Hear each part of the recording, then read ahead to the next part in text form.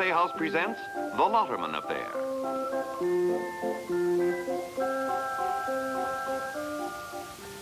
O. Henry met innumerable people. Some he remembered, some he forgot, and a few he put on paper. One such person was Clark Martin. In some parts of the country, O. Henry said people called Martin a gambler. In other parts, they called him an adventurer. But in any part of the country, they agreed that Clark Martin made a great friend, a dangerous enemy. O. Henry's notes on the Lotterman affair suggest what may have followed after Clark Martin gave his hand in friendship to young Tom Lotterman.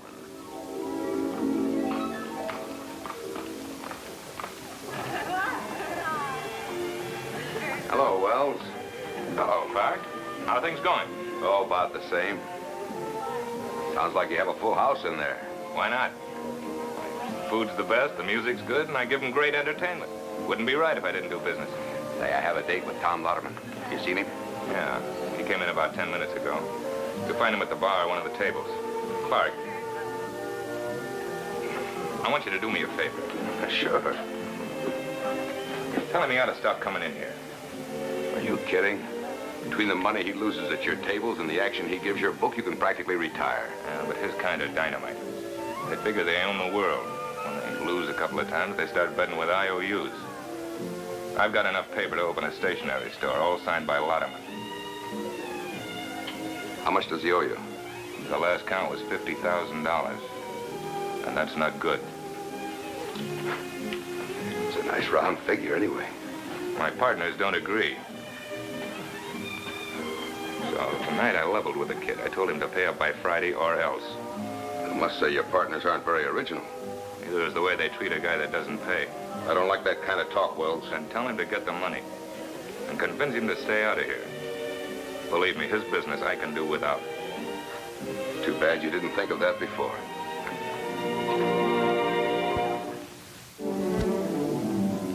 Oh, Henry, tell me more about Tom Lotterman. His background? Mm-hmm. Well, he was Ann Lotterman's youngest son, highly educated, very likable, and in some quarters of our city referred to as a fast man with a dollar. And not above gambling beyond his means. Up to a point, that's true, but I don't think his means were ever very much in jeopardy. You see, at the last estimate, the Lotterman fortune was estimated to be over $100 million. Nevertheless, it's apparent that he's a man without respect for money. That's a bad quality, O. Henry.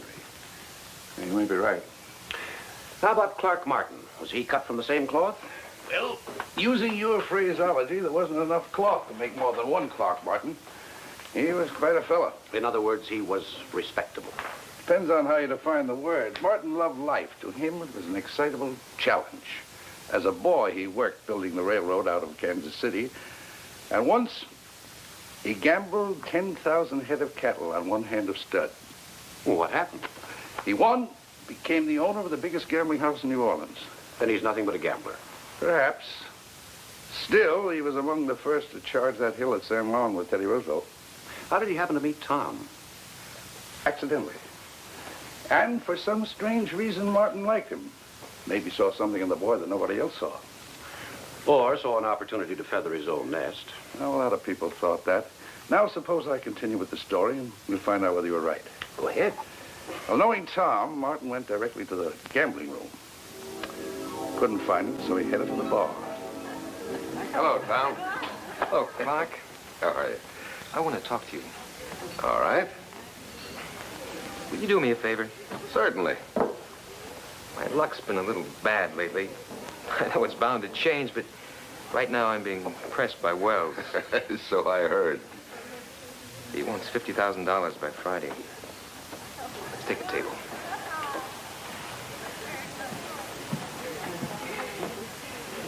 Tell me. Does Wells frighten you? No. That was a matter of fact. Worried about your family. Oh, look, Tom. I don't mean to butt in, but you've got everything. A proud name, a fine heritage. Don't you start giving me advice like everybody else. It's not my mother, it's my brother. I'm sick and tired of philosophers. It's my life. I'll do with it what I please. Sure, sure. You said you wanted a favor. What is it? Well, it's not exactly a favor. I want to hire you. I'll give you $5,000. What must I do to earn all this money? Clark, you know your way around. People say there's very little that you haven't done. Oh, people say a lot of things. Some of it true, some of it imagined. I want you to open the safe. You're not serious. I am. There's no danger to it. I'll not only give you the combination, I'll see to it there's no one around. Go on. Tomorrow evening, I'll invite my mother and brother out for dinner. The servants will be out for the entire evening. What has your family got to do with this? The safe is in our house. The money belongs to my mother.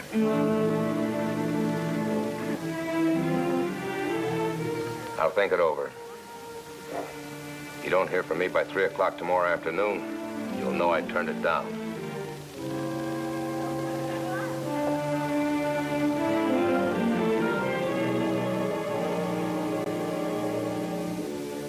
That plan's very valuable. We paid better wages than anyone else. No excuse for this kind of trouble.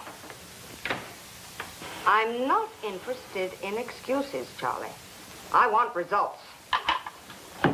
There's a man outside waiting to see you. His name is Clark Martin. You see him for me, Bob. It's regarding Tom. Oh, very well.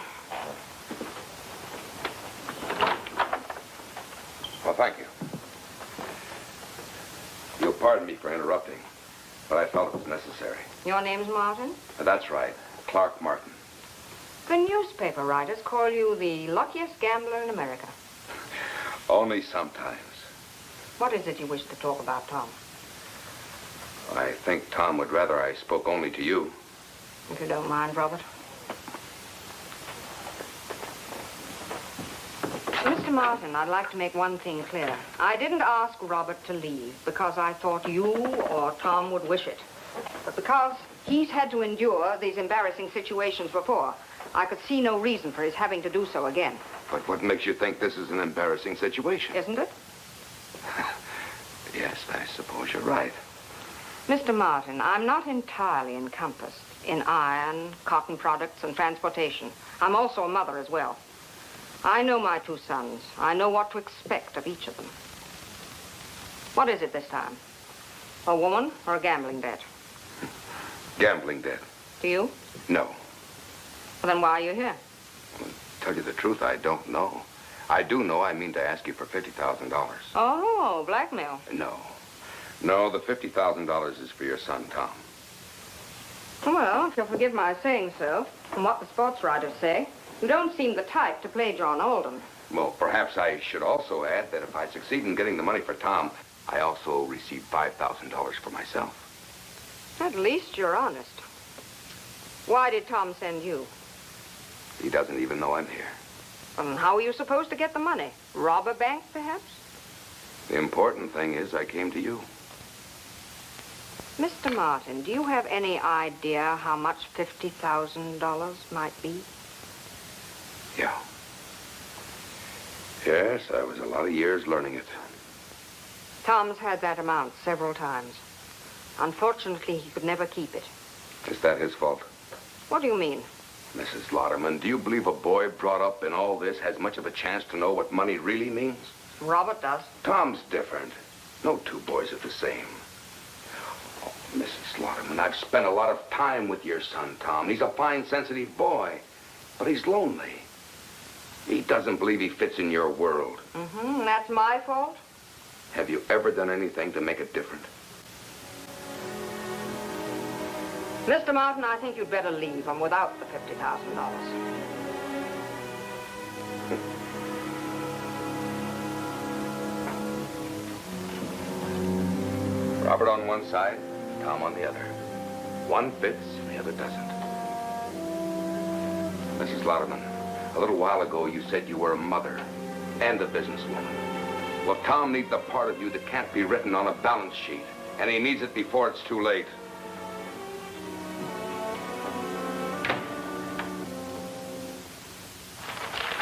The next morning, Clark was quietly reading his newspaper and enjoying his morning coffee when he was interrupted. Come in.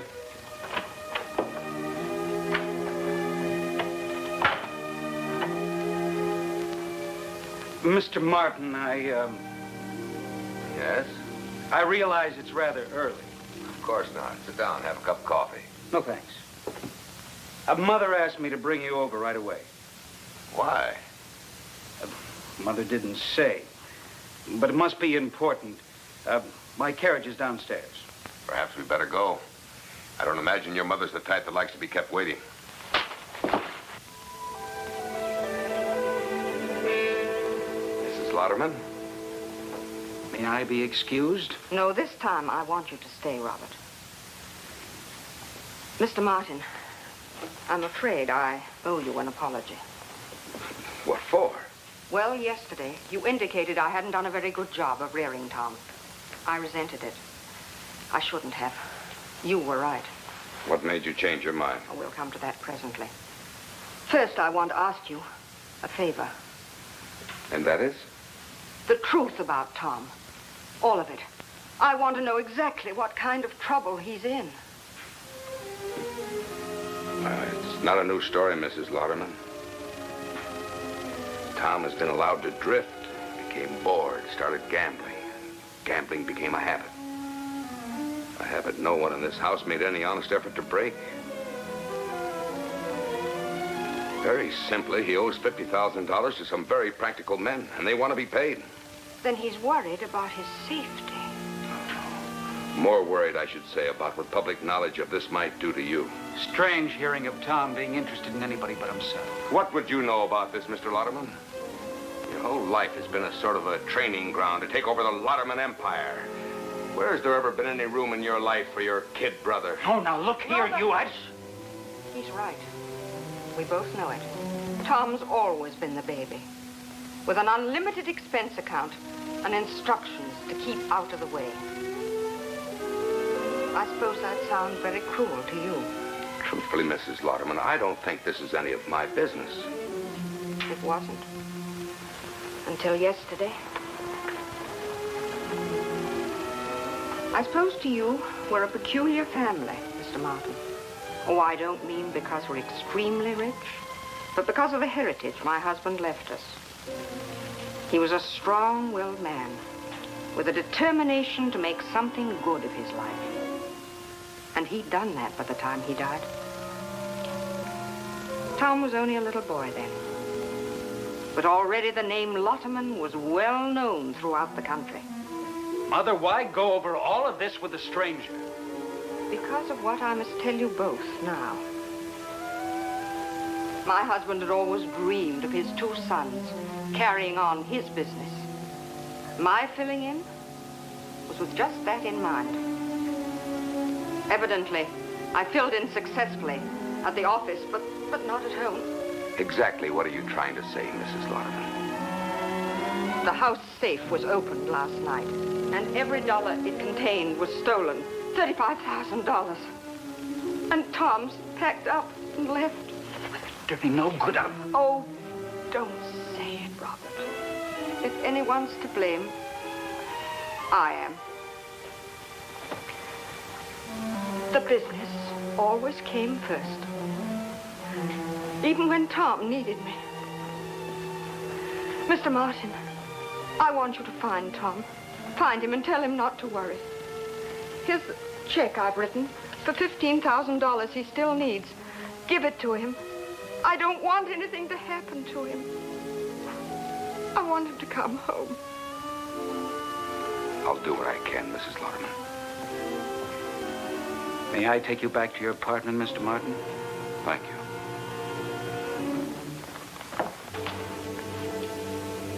Mrs. Lotterman, I have an apology to make to you. Yesterday, when you said you were a mother and a businesswoman, I didn't believe you. I do now.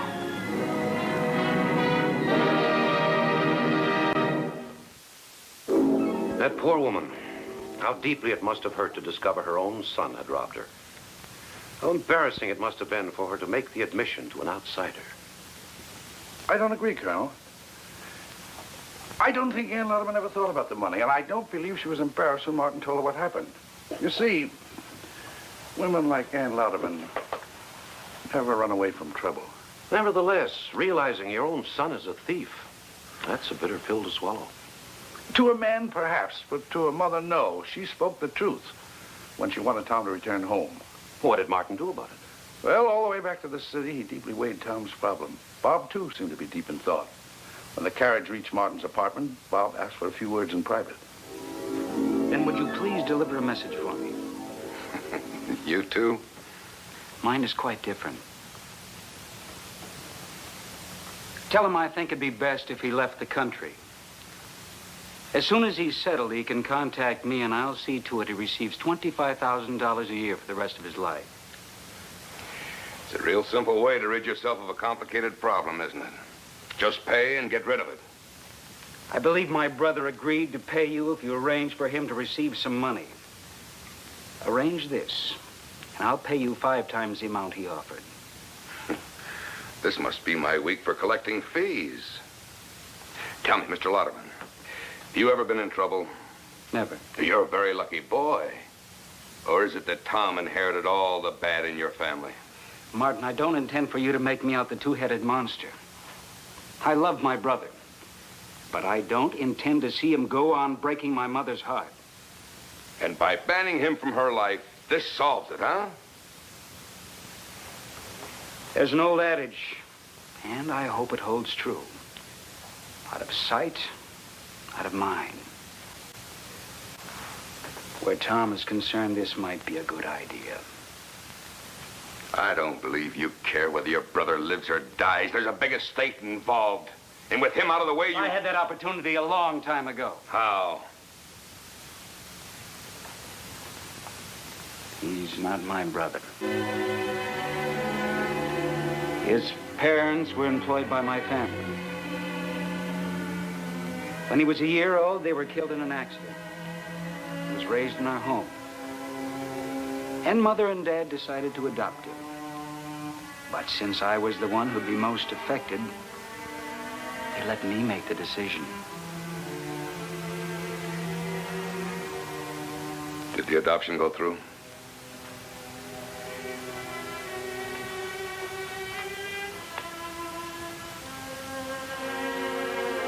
Does Tom know about this?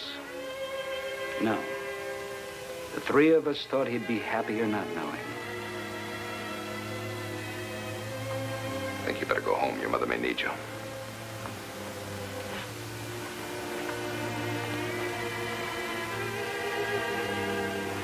What do you intend to do about this, Mr. Martin? Find Tom and deliver my own message.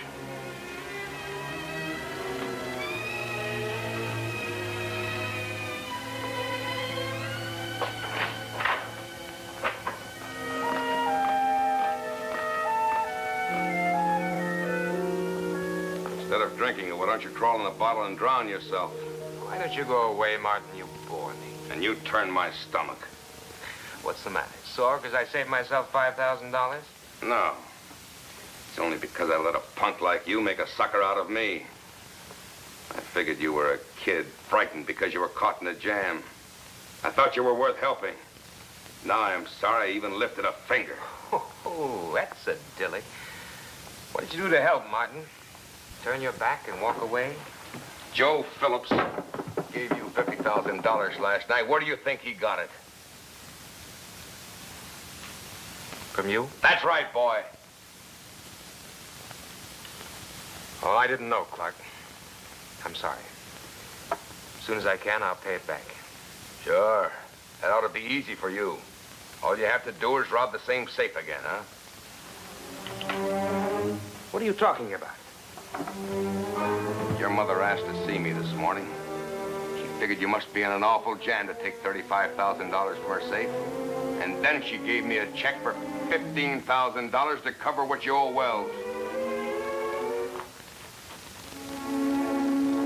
I didn't touch her safe. I swear it. As soon as I got the money from Phillips, I paid Wells. I went back to the house and packed my clothes. I figured the best thing I could do for everybody was to get out. Tom, is that the truth? How do you and Bob get along? Until this last trouble, we've Always gotten along quite well. He's covered for me dozens of times, but I went to him this time and he turned me down. Yeah, he was right. All I've ever given my family is grief. That's why I decided to go away. Tell me, Tom. Yesterday, when you didn't hear from me, did you discuss robbing your mother's safe with anyone else? With Wells Saunders, but when I paid him, why, we called the whole thing off. Maybe you did, but he didn't. Saunders is my argument, not yours. You mind if I go along and just watch?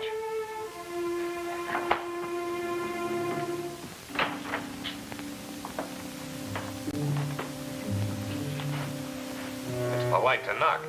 I don't want to be polite, Saunders. I want the money you took from my mother's safe. You've been drinking too much, kid. Now, suppose you get out of here before I lose my temper. Where's the money, Wells? Pardon me. It's all yours, Tommy. Where's the money, Wells?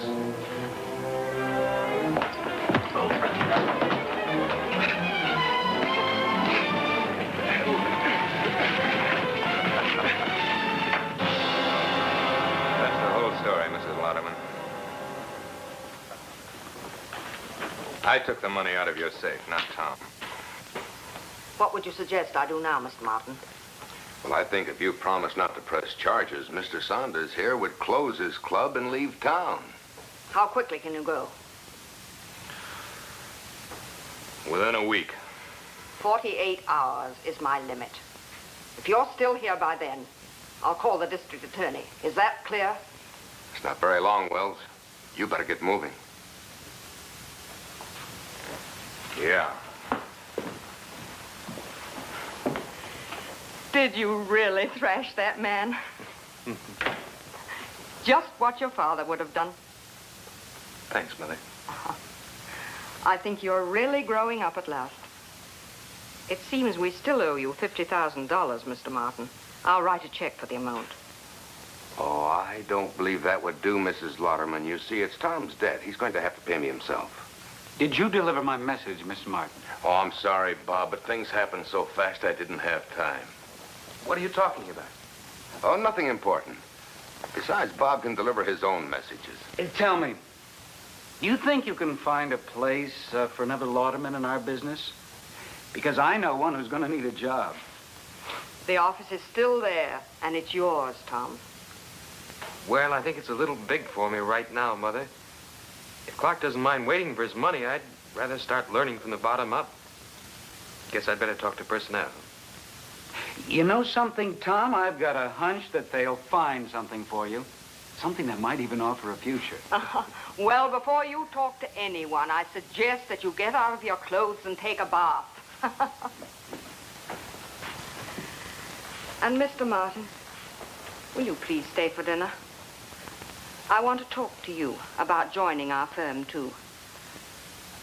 Because, as my husband always said, when you see a man with a future, don't let him get away. I like it, O. Henry. I like it very much. I'd love it. Mind if I ask a question or two? Please do. Did Tom ever find out he was adopted? As far as I know, the question never came up again. How did everything work out? I mean, did he really straighten himself out? That he did. Worked hard, and in a few years, he was crowding his brother Robert to the top of the ladder. Wonderful. And what about Ann Lotterman? Well, when she realized her sons were ready and able to take over the company, she retired. She spends her time now playing with her grandchildren. Won't even let her sons discuss business in front of her. Why? Well, she says business is a mysterious job reserved for men. She can't cope with it. Now, how about Martin? Were they able to persuade him to work for the Lotterman Company? Martin and the Lottermans became great friends, but he went back to the city he loved, New Orleans. Back to his gambling palace? Yes, among other things.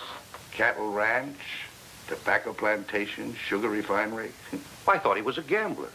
He was. You know, Martin always claimed that business was the greatest gamble in the world. I like him, O. Henry. I think your readers will, too. Might be a good idea for you to write a few more stories about Clark Martin. Maybe I will, Colonel. Maybe I will.